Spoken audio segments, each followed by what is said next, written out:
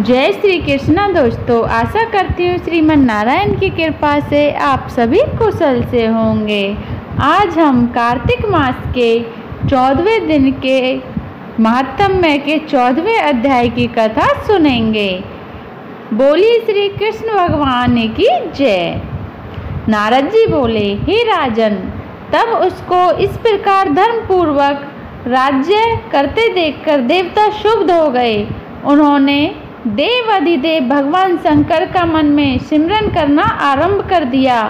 कितने ही प्रकार से स्तुति की। तब भक्तों की कामना पूर्ण करने वाले भगवान शंकर ने नारद जी को बुलाकर देव कार्य करने की इच्छा से उनको देवपुरी भेजा। शंकर भक्त नारद भगवान शंकर की आज्ञा से देवपुरी में गए। इंद्र आदि सभी देवता व्याकुल होकर शीघ्रता से उठकर श्री नारद जी की स्तुति करने लगे। उत्कंठा भरी दृष्टि से सबने नारद जी की ओर देखा। अपने सब दुखों को कहकर उन्हें नाश करने की प्रार्थना की। नारद जी ने कहा, मैं सब कुछ जानता हूँ। इसके लिए अब मैं दैत्यराज जलंधर के पास जा रहा हूँ। ऐसा कहकर और देवताओं को आश्वासित कर श्री नारद जी जलंधर की सभा में आए। जलंधर ने श्री नारद जी के चरणों को पूजा करके हंसते हुए कहा, हे ब्राह्मण, कहिए आप कहाँ से आ रहे हैं और कहाँ पर आपने क्या क्या देखा है, यहाँ कैसे आए हैं? मेरे योग्य जो सेवा हो उसके लिए आज्ञा कीजिए। जलंधर के इस प्रकार के वचन सुनकर श्री नारद जी प्रसन्न होकर बोले, हे दानवराज महाबुद्धिमान जलंधर, तुम धन्य हो, क्योंकि इस समय सब रत्नों के भोगता एक तुम ही हो। हे दैत्य श्रेष्ठ, अब आप मेरे आगमन का कारण सुनिए कि जिसके लिए मैं आज यहाँ आया हूँ। हे दैत्यराज, मैं स्वेच्छा से कैलाश पर्वत गया था, जहाँ 10,000 योजनों में कल्प वृक्ष का वन है। वहाँ पर मैंने सैकड़ों कामधेनुओं को विचरते हुए देखा तथा यह देखा कि वह वन चिंतामणि से प्रकाशित परम दिव्य अद्भुत और सब स्वर्ण में है। मैंने वहाँ पार्वती के साथ स्थित शंकर को भी देखा, जो सर्वांग सुंदर, गौरवर्ण, त्रिनेत्र और मस्तक पर चंद्रमा धारण किए हुए हैं। यह देखकर मुझे बड़ा आश्चर्य हुआ कि इनके समान समृद्धिशाली त्रिलोकी में कोई है या कि नहीं। हे दैत्येंद्र, उसी समय मुझे तुम्हारी भी समृद्धि का सिमरन हो आया और उसे देखने की इच्छा से मैं तुम्हारे पास चला आया हूँ। यह सुनकर जलंधर को बड़ा हर्ष हुआ। उसने श्री नारद जी को अपनी सब समृद्धि दिखला दी।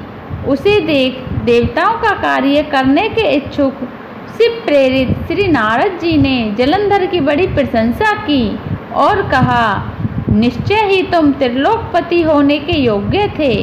तुम्हारे ऐसा होना कोई विचित्र बात नहीं है। मैं देखता हूँ कि और तो तुम्हारे पास सब कुछ है और किसी बात की कमी भी नहीं है। ऐरावत तुम्हारे पास है, उच्चई सर्वा घोड़ा तुम्हारे घर है, मणियों और रत्नों के ढेर भी तुम्हारे यहाँ लगे हुए हैं।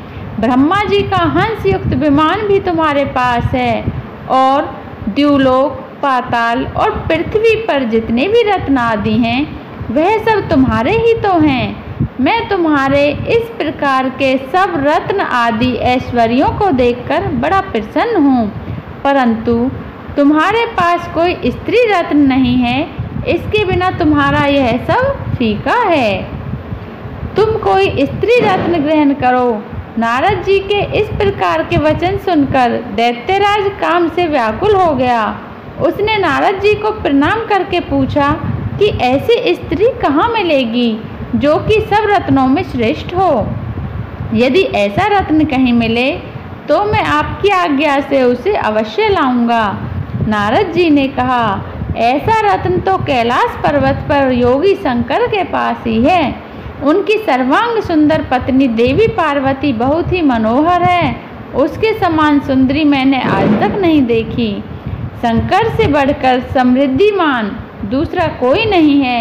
उसके इस रत्न की महिमा तीनों लोकों पर कहीं पर भी नहीं है। तभी तो परम विरक्त आत्माराम शंकर भी उसके वश में हो गए हैं। देवर्षि नारद उस दैत्य से ऐसा कहकर कार्य करने की इच्छा से आकाश मार्ग को चले गए। अतः कार्तिक मास के महात्म्य का 14वां अध्याय समाप्त। आगे की कथा हम 15वें अध्याय में सुनेंगे। अगर आपको मेरी ये कथा अच्छी लगी हो तो इसे लाइक कर देना, चैनल को सब्सक्राइब कर देना, कमेंट बॉक्स में जय श्री कृष्ण अवश्य लिखें। राधे राधे।